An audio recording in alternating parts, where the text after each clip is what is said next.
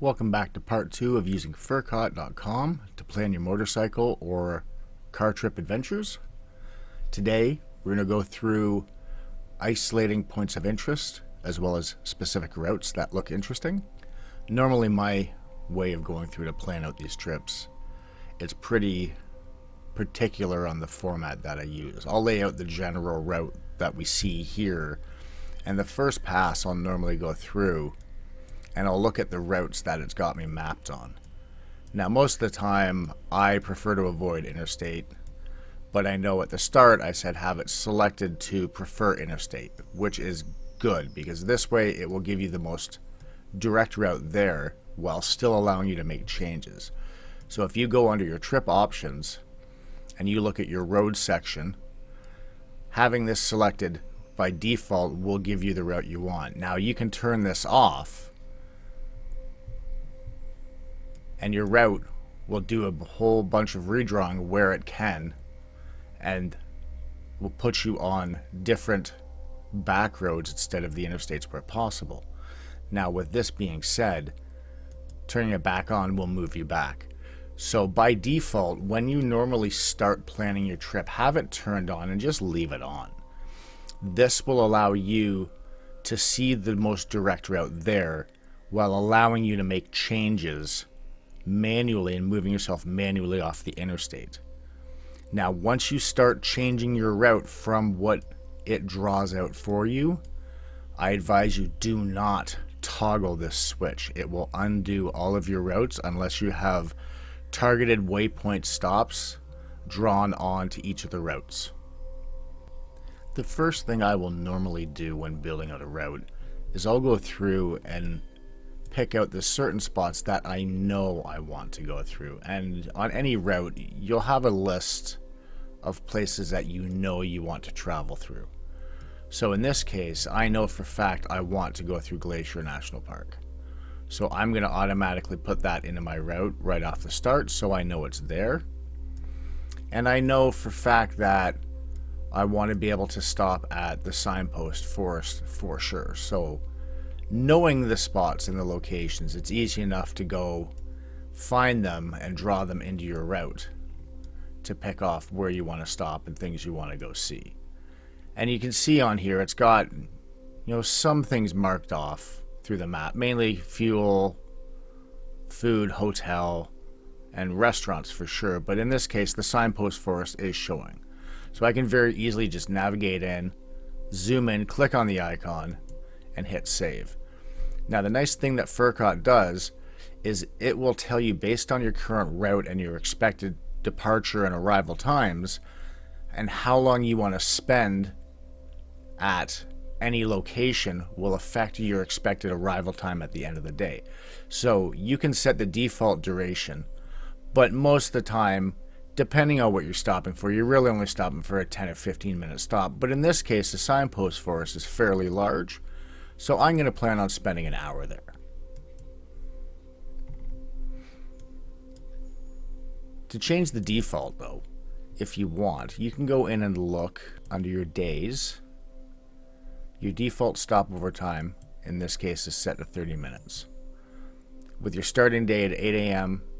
and your end day at 7 p.m., by adding these stops on the route, it will tell you when you expect to arrive at the signpost forest, and looking at the actual trip by planning, it will tell you how long you expect to be traveling on each of those given days. Now some people when traveling on a motorcycle prefer to stay on interstates as much as possible. For me, that's just not where the joy is. The joy for me is finding the nice back highways and the back roads that don't necessarily need to be gravel. If you go to Furcot, you can turn on the scenic byways and back roads, and then the option under there is for motorcycle routes. What this will do is highlight in light gray on your map all of the known routes that are listed.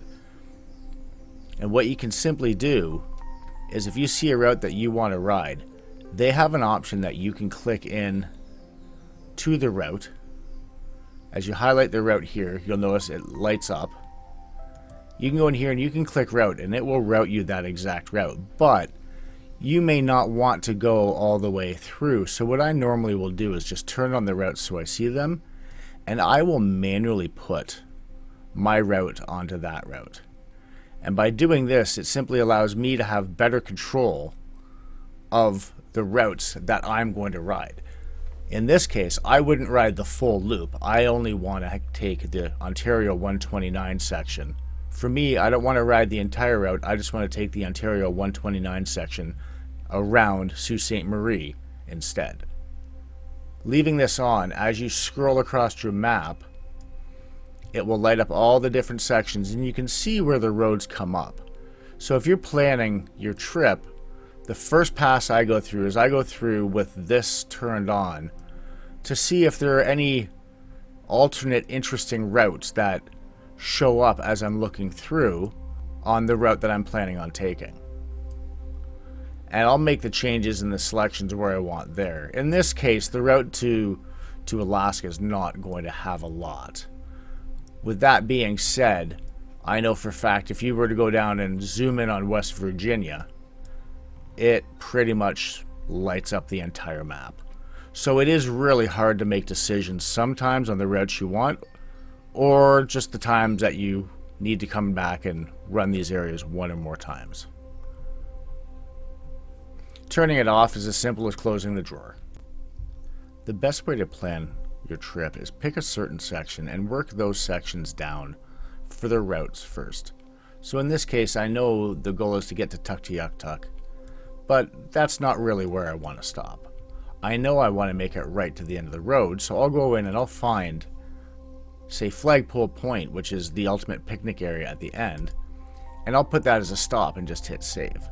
And this will allow me to go through and get the exact details of the route that I want, and I can remove my temporary markers once you have these endpoints selected.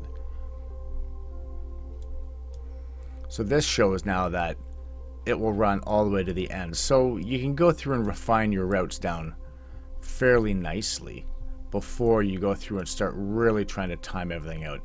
And in this case, Dead Horse was the actual end, so I could probably leave it there and not have to worry about making any changes on this one. But I know as I'm coming up that the goal is to get down into Anchorage and even possibly down to Homer. So just having just this drawn dot here won't really help you out. So if you go to Homer and, say zoom in on down at the Homer Spit, I believe it's actually called, and you look around, you can see a bunch of different stuff down here. And you say end of the road park and just mark that and hit save. Now that being marked as a save point, the duration is going to be a half an hour, so I can say no, I'll only be there 15 minutes, change that and save that. And setting the times for your stops is kind of key as you move along, because that's what will allow FERCOT to map out how far you can get in each day. So before you go through and do any planning for hotels or positioning for hotels, which I'll go through on the next episode and show how that works, go through and mark off as many spots that you know of that you want to go to and see. Now when you're setting up your map and you look at your trip details and you set your defaults and you say your travel time, you want to leave by 8 o'clock in the morning and you want to end your day by 7 p.m. with a 600 kilometer daily mileage limit.